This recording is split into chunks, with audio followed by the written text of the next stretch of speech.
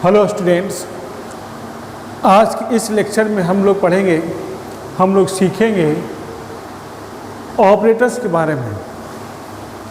अभी तक जो हम लोग टोकन्स के बारे में पढ़ रहे थे, कहने का मतलब है कि वर्ड बनाना जो सीख रहे थे, मतलब सी के अंतर्गत आने वाले वर्ड्स के बारे में जान रहे थे। उसमें सबसे पहले हम लोग कीवर्ड्स के बारे में जाने, कीवर्ड्स जानने के बाद आइडेंटिफायर्स जाने, आइडेंटिफायर्स जानने के बाद कॉन्स्टेंट्स जाने और इसके टाइप, इसको हम लोग डिटेल में जाने। अब इसके बाद हम लोग चौथे टोकन्स पे आ रहे हैं, मतलब ऑपरेटर्स।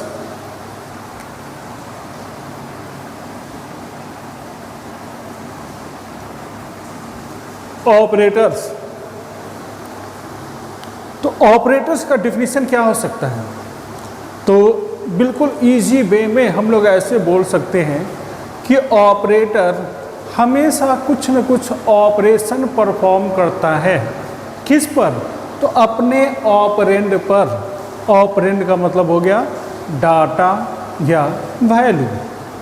तो जो ऑपरेटर हम लोग पढ़ेंगे उसका डिफिनीशन हम ऐसे देख सकते हैं कि operator performs a specified operation on it's operands. Clear है? ठीक। लेकिन बीच में ही हम ये बताना चाहेंगे कि ये लेक्चर अगर आप लोगों को अच्छा लगता हो, पसंद आता हो, तो आप इसको अवश्य शेयर करेंगे, सब्सक्राइब करेंगे और लाइक भी करेंगे। दूसरों को ही बताएंगे कि भाई इस लेक्चर से तुम भी फ़ायदा उठाओ। ओके, ठीक। तो इस लेक्चर में ऑपरेटर्स हम लोग देखेंगे। तो ऑपरेटर्स का मतलब होता है ऑपरेशन को परफॉर्म करने वाला अपने ऑपरेंड पे। कहने का मतलब है कि ऑपरेटर और ऑपरेंड, मतलब इसको ऐसे समझेंगे जैसे हम लोग इस तरह से लिख रहे हैं 2 + 3। तो ये प्लस हो गया आपका ऑपरेटर और ये 2 और 3 जो देख रहे हैं ये हो गया वैल्यू, मतलब कि ऑपरेंड। तो ये ऑपरेटर जो कि प्लस है, जिसका ऑपरेशन है एडिशन करना, जोड़ना, वो अपने वैल्यू को, मतलब अपने ऑपरेंड्स को ऐड करने का काम करेगा, मतलब जोड़ने का काम करेगा। तो ये हो गए हमारे ऑपरेटर्स। ऑपरेटर्स कितने प्रकार के हो सकते हैं? ठीक है, तो ऑपरेटर को क्लासिफाई करने का 2 तरीका है, 2 मेथड है। पहला मेथड है उसके ऑपरेशन के अनुसार उसको अलग अलग वर्गों में बांटना, और दूसरा मेथड है उसके ऑपरेंड के अनुसार अलग अलग वर्गों में बांटना, मतलब according to operation and according to operands. मतलब कि किस तरह से वो ऑपरेटर अपने ऑपरेशन को परफॉर्म कर रहा है, उसका ऑपरेशन किस तरह का है, इसके अनुसार से हम उसको क्लासिफाई करेंगे। और दूसरा मेथड के थ्रू कि वो ऑपरेटर कितने ऑपरेंड पर काम कर सकता है या कितने ऑपरेंड उसके लिए चाहिए उसके ऑपरेशन को परफॉर्म करने के लिए, उसके अनुसार से हम उसको क्लासिफाई कर सकते हैं। तो ऑपरेटर को, ठीक है, 2 प्रकार से हम लोग क्लासिफाई कर सकते हैं। ठीक, तो हो जाता है पहला मेथड हो गया ये, जिसमें कि हम लिख सकते हैं according to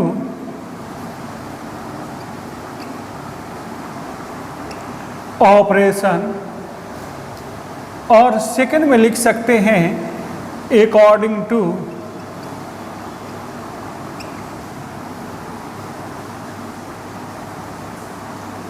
operands. First method कि किस तरह से क्लासिफाई करना है, तो अकॉर्डिंग टू ऑपरेशन, काम के अनुसार, कौन किस काम से रिलेटेड है उसके अनुसार हम लोग वर्गीकृत कर सकते हैं, बांट सकते हैं। और कौन ऑपरेटर को कितने ऑपरेंड चाहिए अपने ऑपरेशन को परफॉर्म करने के लिए, ठीक है, उसके अनुसार अगर हम उसको क्लासिफाई करेंगे तो वो इस कैटेगरी में आएगा। तो हम सबसे पहले देखते हैं पहला तरीका क्लासिफाई करने का, मतलब according to operation. According to operation में सबसे पहला टाइप होता है फर्स्ट टाइप होता है जिसका नाम है असाइनमेंट ऑपरेटर। असाइनमेंट ऑपरेटर में आपके आ जाते हैं ये इक्वल टू का जो सिंबल हम लोग देखते हैं इसको सी में बोला जाता है असाइनमेंट, ठीक है, ऑपरेटर। असाइनमेंट ऑपरेटर का काम क्या होता है, तो ये वेरिएबल में वैल्यू को रखने का काम करता है, असाइन करने का काम करता है। जैसे अगर हम इस तरह से लिख रहे हो a = 20, मतलब a में 20 असाइन कर रहे हैं, मतलब इस तरह से। क्लियर? फिर से देखेंगे, a का मतलब हो गया एक मेमोरी लोकेशन इस तरह से जिसका नाम हुआ a, और 20 उस लोकेशन का वैल्यू स्टोर किए जा रहे हैं जहाँ पे मतलब कि असाइन किए जा रहे हैं। कहने का मतलब है कि a में 20 इस तरह से असाइन किया गया, स्टोर किया गया। हम लोग कभी भी c में इस तरह से नहीं समझेंगे कि a 20 के बराबर है। अब आप क्वेश्चन पूछ सकते हैं कि इसमें क्या बुराई है कि अगर हम समझें कि a 20 के बराबर है। क्लियर?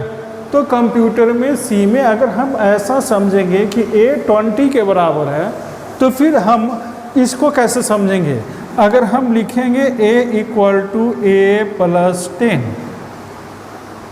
फर्स्ट टाइम में a = 20 है एंड देन सेकेंड टाइम में हम लोग लिख रहे हैं a = a + 10। तो इसका मतलब कि अगर हम a = 20 को ऐसे समझ रहे हैं कि a 20 के बराबर है, तो जस्ट उसी तरह से हम यहाँ पर भी अगर समझते हैं कि a + 10 के बराबर है तो ये कंसेप्ट गलत हो जाएगा। कहने का मतलब है कि कभी भी a + 10 के बराबर नहीं हो सकता। मगर अगर हम ऐसे समझें कि a में 20 स्टोर हो रहा हो, असाइन किया जा रहा हो, और तब हम इस कंसेप्ट को यहाँ पर लागू करते हैं कि a में a + 10 मतलब a का जो वैल्यू है +10 वैल्यू फिर से इसमें स्टोर किया जा रहा है, असाइन किया जा रहा है, तो a का नया वैल्यू आपका हो जाएगा 30। तो ऐसे अगर हम लोग समझेंगे तो ये कंसेप्ट बिल्कुल सही हो जाता है। क्लियर? तो इसी वजह से सी में हम लोग कभी भी ऐसा नहीं समझेंगे कि अगर a = 20 है तो a 20 के बराबर है। नहीं, हम लोग इसको ऐसे कंप्यूटर की तरह से समझेंगे कि a 20 के बराबर नहीं है, बल्कि a में 20 स्टोर किए जा रहे हैं, असाइन किए जा रहे हैं। और जस्ट उसी तरह से नेक्स्ट जो भी स्टेटमेंट इस टाइप के मिलेंगे उसको उसी ढंग से सोचेंगे तो कभी भी कंसेप्ट गड़बड़ नहीं होगा, बिल्कुल क्लियर रहेगा। क्योंकि फिर से हम एक बार याद दिलाने जा रहे हैं कि एक्चुअली में, ठीक है, हम किसी लैंग्वेज को जो सीख रहे हैं वो क्यों सीख रहे हैं? एक्चुअली में जो लैंग्वेज को हम इस तरह से देख रहे हैं, सीख रहे हैं, मतलब कंप्यूटर किस तरह से इन सारी बातों को समझता है वो सीखना चाहते हैं, और इसी वजह से हम लोग ऐसे समझ रहे हैं। हम लोग लाख किसी भी तरह से समझ जाएं और कंप्यूटर किसी चीज़ को कैसे समझता है ये नहीं समझें तो हम लोग कंप्यूटर में कुछ नहीं समझे। इसलिए कंप्यूटर कैसे किसी चीज़ को समझता है, लैंग्वेज में इतने सारे स्टेटमेंट्स हैं, इतने सारे जो रूल्स हैं, उसको कंप्यूटर कैसे इंटरप्रेट करता है, उसको कंप्यूटर कैसे लेता है, तो इस बात को समझना सबसे ज़्यादा ज़रूरी है। क्लियर? इसीलिए हम लोग डिटेल में ये सारी बातों को समझ रहे हैं, है ना। फिर से एक बार बताते हैं कि सी को पढ़ना पढ़ाना आसान है मगर समझना थोड़ा सा मुश्किल, और हम लोग अपने लेक्चर में, ठीक है, सी को समझेंगे ही, बिल्कुल ठीक। तो असाइनमेंट ऑपरेटर का मतलब क्या हुआ कि वो हमेशा वैल्यू को वेरिएबल में असाइन करने का काम करता है, स्टोर करने का काम करता है, बस और कुछ नहीं। क्लियर? सेकंड में आते हैं, ये असाइनमेंट था, और सेकंड में आपका आ जाता है अर्थमेटिक ऑपरेटर। अर्थमेटिक ऑपरेटर का मतलब हो गया वैसा ऑपरेटर जो अर्थमेटिकल ऑपरेशन को परफॉर्म कराए। अर्थमेटिकल ऑपरेशन को परफॉर्म कराने का मतलब क्या हुआ कि जैसे जोड़, घटाव, गुना, भाग, ठीक है, ये सारे जो अर्थमेटिकल ऑपरेशन हो उसको परफॉर्म कराने वाला ऑपरेटर्स। मतलब इसमें हम लोग इतने ऑपरेटर्स को सी में पढ़ेंगे, प्लस जो एडिशन का काम करेगा, माइनस सब्ट्रैक्शन का काम करेगा, मल्टीप्लिकेशन के लिए हम लोग, ठीक है, ये स्टार जो सिंबल होता है जिसका एस्टेरिस्क बोला जाता है वो इस्तेमाल करेंगे। डिवीज़न के लिए हम लोग ये, है ना, जो फॉरवर्ड स्लैश होते हैं सिंबल वो इस्तेमाल करेंगे। और एक और होता है ये जो मॉडुलस का काम करता है, मतलब रिमाइंडर निकालने का काम करता है, वो ये वाला ऑपरेटर हो गया। तो इस तरह से 1 2 3 4 5 ऑपरेटर हम लोग अर्थमेटिकल ऑपरेटर के रूप में पढ़ेंगे। क्लियर? तो ये सारे का ऑपरेशन आप लोग समझ रहे होंगे, है ना। ये तो जोड़ने का काम करता है, 2 नंबर को जोड़ेगा, ये घटाएगा, ये गुना करेगा, भाग देगा, और ये हो गया आपका शेष निकालने वाला ऑपरेटर, मतलब रिमाइंडर निकालने वाला ऑपरेटर। मतलब उसका भी हम लोग एक एग्जाम्पल देख लेते हैं। जैसे अगर a = लिखा जाए इस तरह से 5/2 इस तरह से, तो इसका वैल्यू क्या होगा? ठीक है, तो इसका वैल्यू ऐसे जनरली होना चाहिए, ठीक है, 2.5 इतना होना चाहिए। ये अलग बात है कि C में अगर ऐसे इस तरह से करेंगे तो 2.5 नहीं आता है, क्योंकि इंटीजर को इंटीजर से डिवाइड करने पर इंटीजर वैल्यू ही देता है, ठीक। लेकिन जनरल कंसेप्ट के अनुसार अगर करेंगे और सोचेंगे तो हम लोगों को ये 5/2 का मतलब a का वैल्यू 2.5 आना चाहिए, ठीक। लेकिन अगर हम ऐसे करते हैं a = 5/2, तो इसका मतलब होता है कि 5 को 2 से डिवाइड करेंगे तो रिमाइंडर शेष कितना आएगा? तो इसमें आपके शेष आते हैं 1, मतलब 1, वही a का वैल्यू होगा। मतलब ये रिमाइंडर निकालने वाला ऑपरेटर रिमाइंडर ही निकालता है, मतलब आपको पॉइंट में नहीं ले जाना है जहाँ पर भाग देने के बाद नहीं लगता हो, जो शेष बचता हो, बस वही शेष कंप्यूटर खुद निकाल के आपको देगा अगर आप ये ऑपरेटर का इस्तेमाल करेंगे तो। क्लियर? ठीक, आगे बढ़ते हैं। तो नेक्स्ट में हम लोग आते हैं तीसरे में, जो ऑपरेटर इन दोनों को मिला करके बनाया गया है, मतलब अर्थमेटिक असाइनमेंट ऑपरेटर उसको बोला जाता है, ठीक है। तो अर्थमेटिक असाइनमेंट ऑपरेटर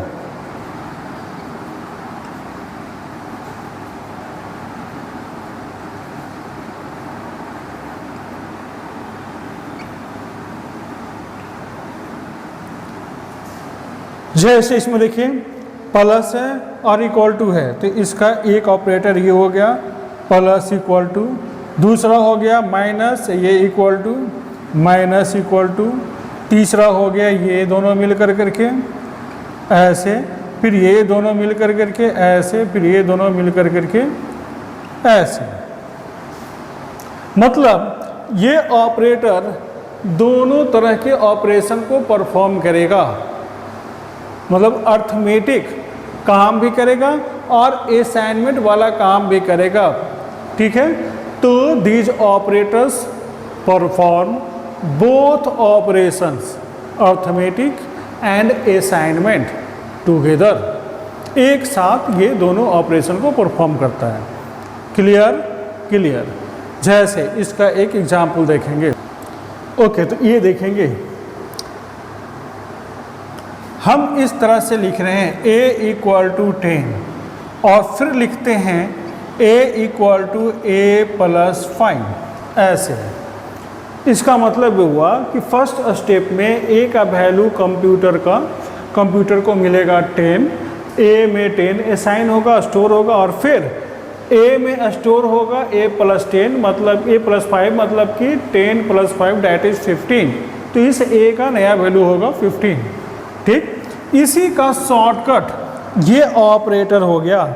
मतलब आप ऐसे न लिखकर आप ऐसे भी लिख सकते हैं। कहने का मतलब है कि ये बोथ, ये दोनों आपको एक तरह से इक्विवेलेंट है, मतलब बराबर ही है, एक ही है। ठीक, तो इसी का ये शॉर्टकट हो गया। मतलब ए में जो वैल्यू है उसमें 5 ऐड कर करके फिर से स्टोर करो। तो ए में जो पहला वैल्यू है आपका 10 है और 5 फिर से उसमें ऐड कर देगा तो 15 हो जाएगा। तो ए का नया वैल्यू कितना हो गया? 15 हो गया। यह आपका क्या है? Arithmetic assignment. Arithmetic assignment operator मतलब अर्थमेटिकल एंड असाइनमेंट दोनों का ऑपरेशन एक साथ परफॉर्म करने वाला operator. Clear?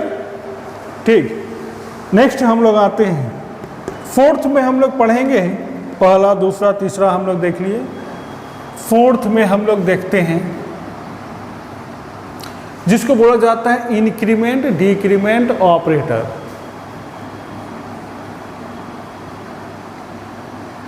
Increment decrement operator मतलब ये भी आपका नया ऑपरेटर है, प्लस प्लस और माइनस माइनस। इसका काम क्या है? तो इसका काम सिर्फ इतना है कि वो अपने ऑपरेंड में, मतलब जो इसके पास वेरिएबल होगा उसमें एक बढ़ाने का या फिर एक घटाने का काम करेगा। इसके थ्रू एक बढ़ाया जाता है और इसके थ्रू एक घटाया जाता है। तो increment operator always increments one value to its operand, okay, and decrement operator always decrements one value to its operand. ये हमेशा एक वैल्यू को घटाएगा और उसमें एक वैल्यू को बढ़ाएगा। क्लियर? ठीक, तो इसको जब इस्तेमाल करने होते हैं, ठीक है, तो इसको आप दो मेथड के थ्रू इस्तेमाल कर सकते हैं। ठीक है, जैसे उसका भी अभी हम लोग एक एग्जाम्पल देखेंगे। तो ये देखेंगे अगर ए का वैल्यू इस तरह से 10 है और फिर प्लस प्लस ए लिखेंगे इस तरह से, तो ए का वैल्यू एक इंक्रीमेंट कर जाएगा, मतलब इसका नया वैल्यू हो जाएगा 11। इसको आप इस तरह से भी लिख सकते हैं, ऐसे ए प्लस प्लस, इसमें भी ए का जो वैल्यू है एक बढ़ जाएगा और 11 हो जाएगा। मतलब अगर वेरिएबल आप इस तरह से एक लिए हुए हैं और उसमें, ठीक है, आगे में या पीछे में कहीं पर भी अगर इसको लगाएंगे तो वो हमेशा अपने वेरिएबल के एक वैल्यू को बढ़ाएगा ही। इसी तरह से अगर हम माइनस माइनस ए लिखते हैं या फिर ए माइनस माइनस लिखते हैं, तो ए का वैल्यू अगर यहाँ से लिया जाए, ए का वैल्यू 10 है, तब ये ऑपरेशन को परफॉर्म किया जाए तो ये 9 हो जाएगा और इसमें भी 9 ही होगा, क्योंकि चाहे ऑपरेटर के आगे लगाएं या फिर ऑपरेटर के पीछे लगाएं। ठीक है, इंक्रीमेंट डिक्रीमेंट ऑपरेटर हमेशा, ठीक है, एक वैल्यू घटाएगा या फिर बढ़ाएगा। इंक्रीमेंट होगा तो बढ़ाएगा ही अपने वेरिएबल का वैल्यू और डिक्रीमेंट ऑपरेटर होगा तो घटाएगा ही अपने ऑपरेंड के एक वैल्यू को। क्लियर है? मगर जब ये अकेले है, ठीक है, मतलब इसके साथ, ठीक है, सिर्फ एक ही ये ऑपरेंड है और ये ऑपरेटर है, बस इसी तरह का अगर ये अकेला है तभी ये दोनों बिल्कुल एक ही तरह से काम करता है। लेकिन अगर ये किसी और ऑपरेटर और ऑपरेंड के साथ मिल जाए तो फिर जो रिजल्टेंट होगा, इस वेरिएबल में तो फर्क नहीं पड़ेगा, लेकिन जो रिजल्टेंट इसका होगा कहना उसमें अंतर आ जाएगा। मतलब जो किसी और ऑपरेटर के साथ मिल करके जो वैल्यू, जो मिल करके ऑपरेशन करने के बाद जो डाटा मिलेगा, वैल्यू मिलेगा, उसमें दोनों में अंतर आ जाता है। कैसे अंतर आता है वो हम लोग देखते हैं। जब पहले लगा हुआ है इस तरह से, तो इसको बोला जाता है प्रीफिक्स, मतलब कि ये कहलाएगा प्री इंक्रीमेंट और ये कहलाएगा प्री डिक्रीमेंट। जब ऑपरेंड के पहले ऑपरेटर इस्तेमाल किए जाते हैं तो ये प्रीफिक्स नोटेशन में आ जाते हैं, कहने का मतलब प्रीफिक्स में आ जाता है। और इसमें ठीक है ऑपरेशन हमेशा ठीक है पहले, इसका ऑपरेशन हमेशा पहले इस्तेमाल होता है, मतलब इसकी प्रायोरिटी सबसे ज़्यादा बढ़ जाती है और सारे ऑपरेटर के अनुसार, मतलब और जो भी ऑपरेटर इसके साथ होंगे उसमें इसकी प्रायोरिटी सबसे ज़्यादा हो जाती है। ठीक है, लेकिन अगर इसी को बाद में इस्तेमाल किया जाए तो इसकी प्रायोरिटी सबसे कम हो जाती है दूसरे तीसरे ठीक है ऑपरेटर की तुलना में। यही दोनों में अंतर है। क्लियर? कहने का ये मतलब है कि when increment operator is used before its operand then its operation is performed at first in an expression. Otherwise, when this operator is used after its operand, then its operation is performed at last in expression. मतलब किसी भी expression में operand कि अगर आगे operator इस्तेमाल किया जाता है तो इसके ऑपरेशन सबसे पहले होने चाहिए, तब जाके एक्सप्रेशन में और जो दूसरे तीसरे जो ऑपरेटर हैं उसका ऑपरेशन होना चाहिए। ये नियम ठीक इसी तरह से ठीक है अगर इस ऑपरेटर का इस्तेमाल ऑपरेंड के बाद में अगर किया जा रहा है तो इसका ऑपरेशन पूरे एक्सप्रेशन के सारे ऑपरेशन के लास्ट में होगा। ठीक, तो बस यही नियम इस्तेमाल करना है। कैसे?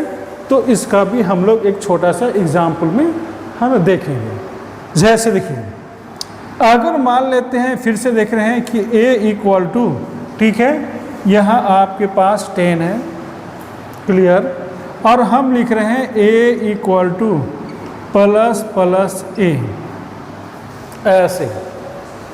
तो ये प्लस प्लस इसके आगे में इस्तेमाल हो रहा है, मतलब प्री इंक्रीमेंट। इसका मतलब है कि सबसे पहले ये ऑपरेशन होना चाहिए, ये फर्स्ट में होना चाहिए, तब जाकर के असाइनमेंट होना चाहिए, ये आपका सेकंड ऑपरेशन है। ठीक है, मतलब ये 10 है तो ये अपने आप को बढ़ाएगा तो हो जाएगा 11 और फिर इसमें स्टोर होगा। हम ऐसा करते हैं, वेरिएबल बदल देते हैं तो ज़्यादा अच्छा रहेगा, ऐसे लिखते हैं इस तरह से।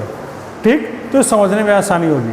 तो b का वैल्यू इस समय क्या होगा, तो सबसे पहले a एक बढ़ जाएगा तो a का वैल्यू हो गया 11 और देन फिर ये b में स्टोर होगा तो b का भी वैल्यू हो जाएगा इस तरह से 11।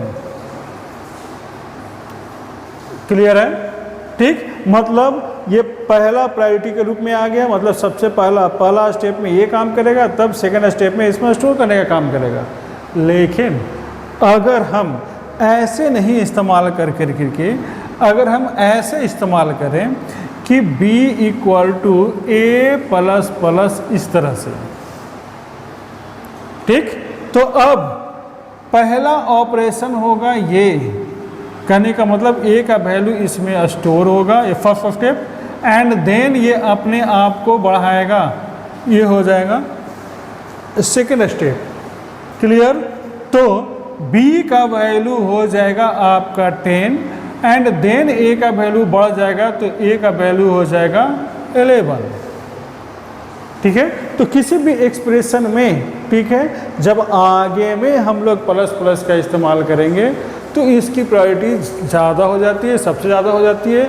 मतलब उस एक्सप्रेशन के और भी सारा कैलकुलेशन करने से पहले ठीक है सबसे पहले ये इंक्रीमेंट या डिक्रीमेंट वाला ऑपरेशन होगा, देन अदर कोई ऑपरेशन होगा। ठीक, जस्ट उसी तरह से अगर हम लोग पीछे लगाएंगे तो फिर सारा ऑपरेशन पहले कर लेगा, तब फिर लास्ट में फिर इसको मतलब कि ऑपरेशन को परफॉर्म करना होगा। यही दोनों में अंतर है। तो ये हो गया प्रीफिक्स के फॉर्म में, ये हो गया पोस्टफिक्स के फॉर्म में। इसको बोला जाएगा प्री इंक्रीमेंट और इसको बोला जाएगा इसको पोस्ट इंक्रीमेंट बोला जाएगा। ये हो गया प्री डिक्रीमेंट और ये हो जाएगा पोस्ट डिक्रीमेंट। क्लियर? ठीक। तो कहने का मतलब है कि ये हो जाएगा आपका आगे में लगा हुआ है, तो ये हो गया प्री इंक्रीमेंट, ठीक है, और ये हो जाएगा पोस्ट इंक्रीमेंट। ये प्री इंक्रीमेंट, पोस्ट इंक्रीमेंट, ये प्री डिक्रीमेंट और ये हो गया पोस्ट डिक्रीमेंट बोला जाएगा। क्लियर? ठीक। और ऑपरेशन तो आप यहाँ से समझ ही रहे हैं। क्लियर है? तो ये हो गया आपका इंक्रीमेंट और डिक्रीमेंट का ऑपरेशन सी में। तो आज का लेक्चर यहीं पर हम लोग ख़त्म करेंगे। अगले लेक्चर में हम लोग नेक्स्ट ऑपरेटर के बारे में जानेंगे। Thank you.